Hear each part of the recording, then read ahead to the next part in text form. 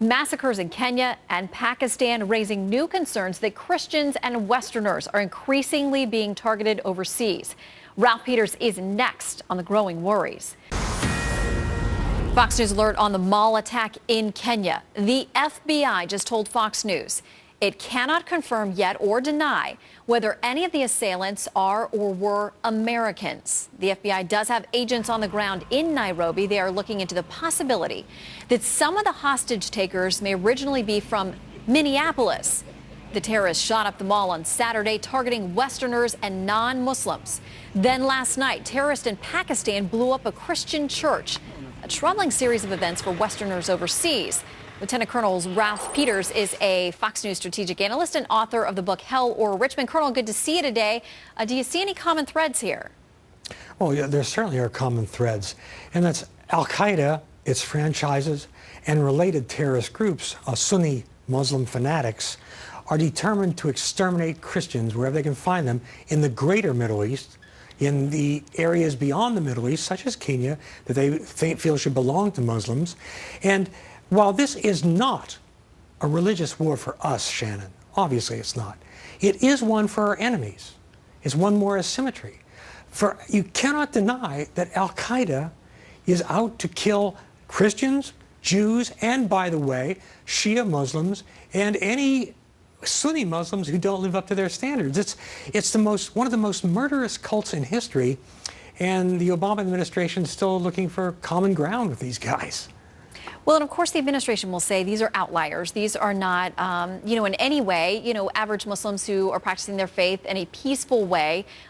This is an offshoot. These are radical people who operate from a different kind of ideology.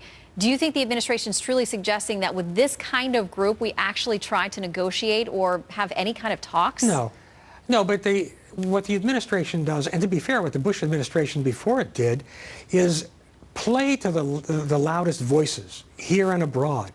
And when you pander to religious extremists, you disempower the moderates. You hurt the moderates, and they can't understand that. Now, certainly, the majority of Muslims in the world are not Al-Qaeda members. Sunni Muslims are not.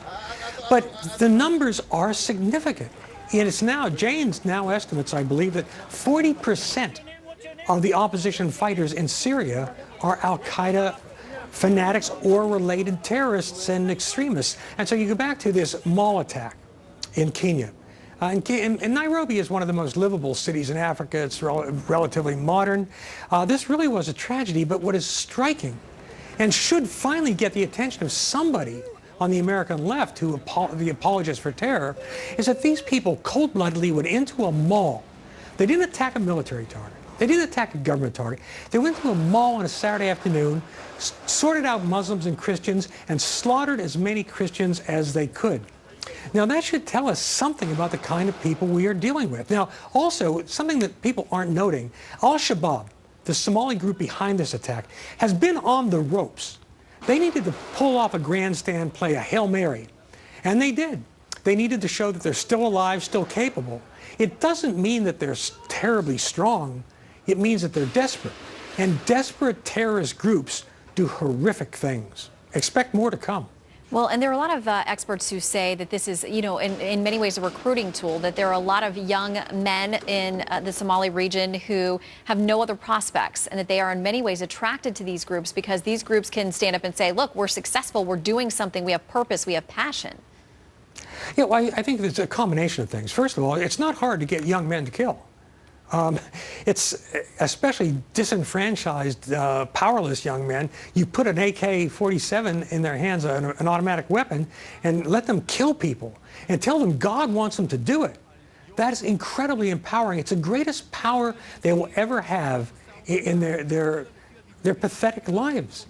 And so, yes, the ideology is appealing, but the sense of adventure, the sense of basically being able to go wild for Allah, is incredibly appealing. And it's not just within Islam. Other religions have been through this before, but right now, Islam has had some very bad innings in the great game of history, and we cannot deny that the greatest violent problem within a religion today is the layered series of civil wars within the various Islamic communities.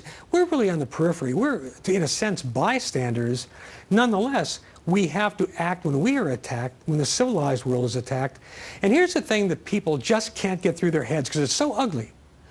2,000 years of the history of religion-fired insurgencies show one thing. In 2,000 years, Shannon, 2,000 years, there's not one that was put down with negotiations or palliative measures.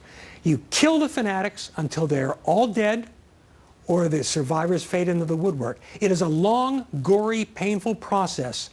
Nothing else has ever worked. And the right response for Kenya now, and the world community that stands with Kenya, is to go back into Somalia and kill as many members of al-Shabaab as they can, as ruthlessly as possible. That is ugly. It's like, I wish the world were a different place. I wish we could all be Quakers. But when you're facing terrorists who go into a shopping mall and slaughter almost 100 people, wound over 200, the only possible response, the only thing that begins to work, is to track them down and kill them. We have to deal with the reality that we have. Colonel Peters, always good to see you. Thank you. Thank you, Shannon.